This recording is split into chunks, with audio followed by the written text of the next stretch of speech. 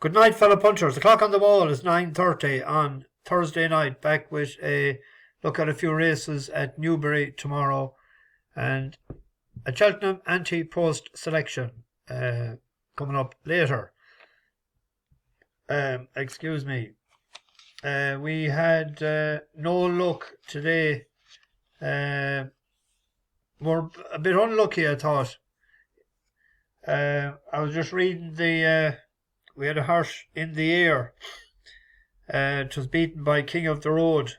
The steward's report and the summary after it is he wasn't fluid 2 out. He led just after the last. He edged left and nudged rival, continued to edge slightly left and bumped rival a few times on the flat and again towards the finish, and he held on. When you read in the air, prominent early track leaders led before 2 out, headed and nudged just after the last, nudged a few times again on the flat and again towards the finish, just held. There was the steward's inquiry. It lasted about 10 minutes. I'd say it was touch and go. I wouldn't have been surprised if they had taken down the other one, because if we were allowed to keep a straight line, we'd have got to the line a neck faster, I would have thought. And the other one sort of veered us off. Sometimes you get the look of that, but if it was probably less than a neck, would have been overturned. We're a bit unlucky, I thought, in that race. And the other one, we're desperate lucky not to get fifth. The money powdered on for Charles Burns' horses. Charles only can do. That's how I couldn't understand last week with Stewart first and it drifting like a barge, that it could go out from 7s to 22s and even out to 60s on the exchanges and win. And the handbrake was off. The handbrake was, when I was looking at the betting before the race straight, it was 7-1, 15-2. And the next thing, bang, bang, bang, boom. Finished up 11-4, one on the snaff. It was handicapped to do it, but he can do it. But you have to, you have to be in the know. Anyway, it was a pity that the other horse finished a neck out of fifth. I was on that last night at 15-2, and didn't get my money back. But I know where I left it. On to tomorrow. There's a nice card at Newbury. That was the last half an hour looking at the Hennessy on Saturday. It's a brutal Hennessy. It's one of the worst in years. I think the top rated is what? 154, a 12-year-old. Like, for years there you see horses in the 160s and 160 top rated. The winner last year was rated 148. It carried 148 is carrying 11 stone 8 this year. I think that carried 10-10, didn't it? 10-7. I was rated 148. That's all right, Gino. That's a stone in the difference. £15 for the same rating. Just shows you bad race this year. So anything could happen. I wouldn't be surprised to see anything winning it. But we'll narrow it down. We have a bus horse running in, a senior chief. The one for last year has put up £9. So I'll have to stay with that for a few pounds each way, because the one is 11-1 for us. And I'll try and see can I get something with it for Saturday as well. Tomorrow there is a fillies juvenile hurl. Ambiente Amigo for James Owen. James is going all right. This is for the Gredley family, owner of Burdett Road and East Dock in East India Dock. This was rated 95 on the flat, so put 40 on top of that, you'd be up in the mid 130s. Ran the last day in Newcastle. 5 ran. Has to improve on his jumping, but so has a lot of them as well. But first time out, you'd expect that. What a Bavier, With the right white behind cap. them, Ambiente, Amigo to the far side, and then fine point pace quickening all the while here, down towards the second last flight. What a Bavier has now hit the front. right above here, down towards it, jumps it well to Trafalgar Square, Fine Point, and Ambiente Amigo not really finding much here, right above here, now tackled by Fine Point as they come down towards the final flight of hurdles. Fine Point the near side, right above here, the far side makes a mistake, gives Ambiente Amigo another chance between horses, being delivered now by Sam Twist and Davis, and all of a sudden she's back on the bridle and is going to scoot up towards the line here. Ambiente Amigo is going to pull away to score pretty impressively, and after a slight scare between the second line. It was jaw cocked there. Hopefully get out of that habit tomorrow. There's two close enough. It's 5-2 favourite. I think it's going to be hard beaten. Midnight Exit is a French horse. Michael O'Sullivan rode in the last year as well. There's only a 3-horse race, and Miss Altea Blue is a first-time runner for Paul Nichols. It was all right of a run in September there. It led.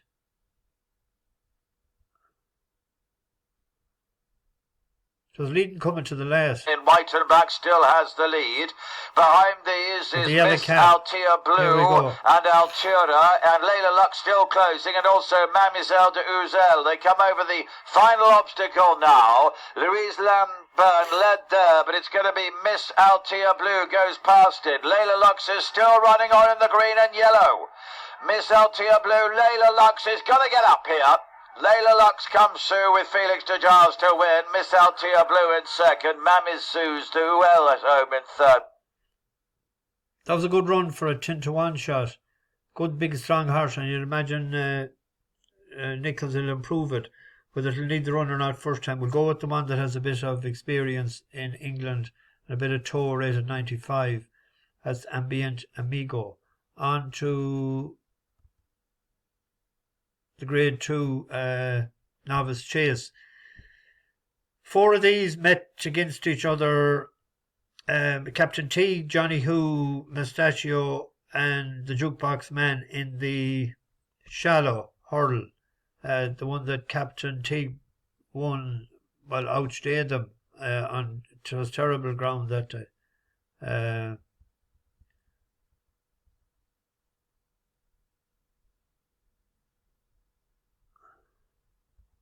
was last December. 4th or look away. And the Jukebox Man then went out and was second in the Albert Bartlett.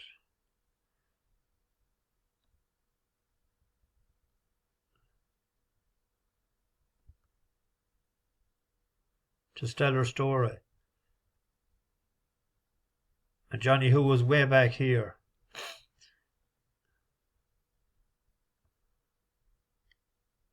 And Captain Teague was way back here.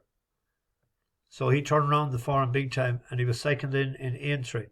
I like him as a horse. I'm going with him. He's rated 148. Boom Bon is carrying a penalty for winning the last time. Captain Teague had that infamous walkover. Johnny Who was impressive enough, but he was only beating Bugsy Seagull. That's not. It was an impressive enough performance, but he has to improve again. And we're first time out, but I'm just going with the Jukebox Man. You could throw a blanket over the first 3 in the betting there. Then on to the 2:30. We were with that gallop to Chas a couple of times before. But I'm going with Heltenham. Heltenham is 3 for 3 at Newbury. I think that's worth a bit. And it last seen in April in Ayr, and it was just getting into it. It was coming from, I think it was last on the turn for home. It was just taking a run. And I made a bit of a mistake. That was in a class 2. So that's the one I'm going with. The 305 is the long distance hurl, and here's my angle on this. Strong Leader is a bus horse.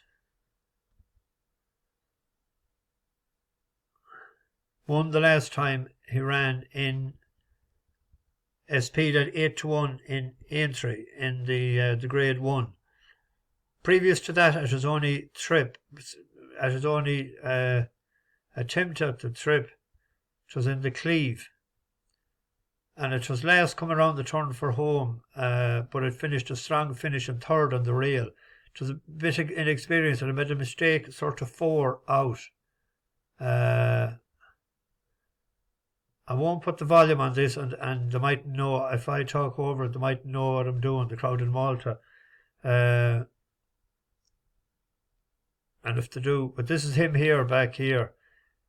Didn't look sort of be plodding, and it seemed he was going backwards, but ran on, and when he got to the hill, he was tipping up nicely. He was tipping it up to Nancy. Here he comes.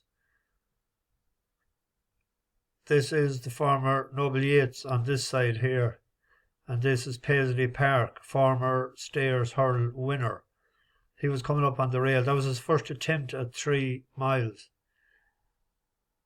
How are you doing? And then when he went to Aintree, England, right? So if we look at the betting on hills, it's a 12-1 shot a lot of the places. But it's a 16-1 shot with hills here. If you look at Teupu 2-1, Stateman, he's not going to go on the Stayers Hurl. Lossiemouth, that's not going to go on the States or in the Noble Yates. I don't know where he is this weather. Maximus is a possibility because they're going down the Grand National route and they may be trying to preserve its mark. Los Angeles Blue, the only one I could see going for sure might be Home by the Lee. Jansen City is going over fences, I believe, and that's where we come here. So at 16-1 you could back that each way because we know it's going for the race, and it'll be going to the Cleve again. If it wins the long walk, it'll probably go to the Cleve again in January, on to Cheltenham, and then on to Aintree. I'd say that's the plan.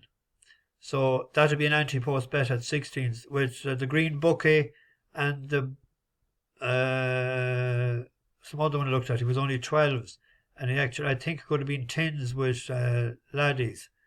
But anyone, I'd be recommending anyone take the 16s each way, and if you're getting 12s, back it to win.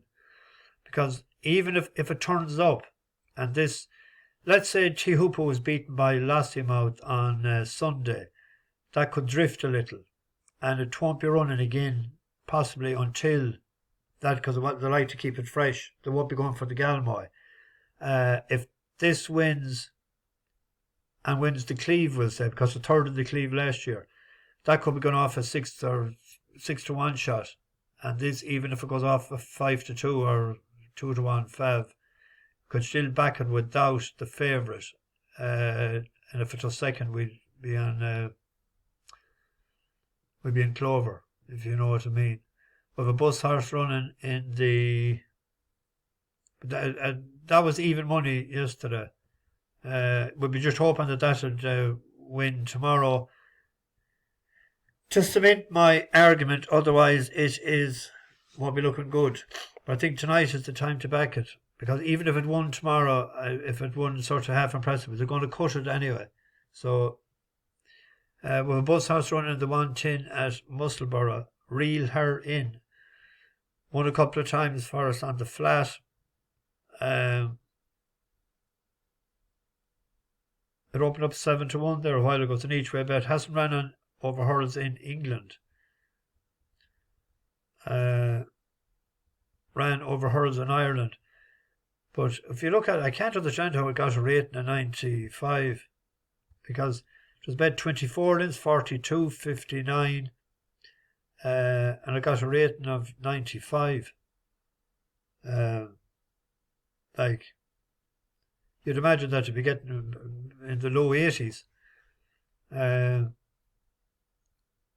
again here we see where they got the rating of 58. On the flat, handbrake on every time. First round in it ran decent, so 60 and 40 would be 100. It's rated 95. it might snake into a place. There's a hot favourite in it. You're Some Girl, isn't that the favourite? So it's an each way bet, or maybe for anyone that won a few pound on it before, maybe go without the favourite as well. Let us see what's that paid.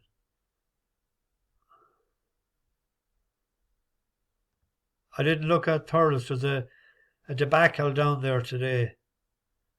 Lucky enough I didn't go.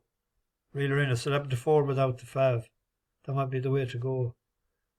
But see, all the horses, Willie Mullins withdrawing everything today. But if they left the grass on itself, the man that made the decision to cut the grass this time of the year, if they left the cover of the grass on itself, it'd be a lot safer. There'd be a bit of a cushion on top. Just like mowing a lawn in May, the way it was, I thought it was terrible altogether. But someone, withdrawing horses 15 minutes before the first race or 20 minutes, it was a disgrace. And people, I know people that went today to see the good horses running, the good novices, and to see Nick Rocket and appreciate it. And then to find out that shit went on. But anyway, that's life. Every day is a school day. Bash the bookies. Do I have to say anything else? Oh, I forgot to say, fair play to Christina, the winner through the last couple of days, and Paul Manton. I forgot to look at their selections today, as I was otherwise occupied. Bash the bookies, over and out.